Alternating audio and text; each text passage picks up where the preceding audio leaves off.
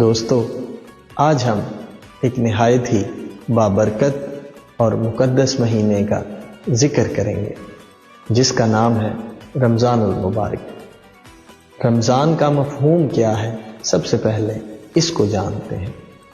رمضان کا معنی ہے کسی چیز کا جل کر صاف ہو جانا۔ تو دوستو ذرا سوچئے، کیا میں اپنی خواہشات کو جلانے کے لیے تیار ہوں؟ کیا میں کسی کا احساس کرنے کے لیے تیار ہوں؟ دوستو، جس دن ہم نے اپنی خواہشات کو جلا دیا اور کسی کا احساس کرنا شروع کر دیا، اس دن ہمارے اندر وہ جو نور کی ایک لہر پیدا ہوگی، وہ جو نور پیدا ہوگا، وہ نور مجھے میرے رب سے ملائے گا، میرا اور میرے رب کا تعلق جو ہے اس کو مزید مضبوط کرے گا۔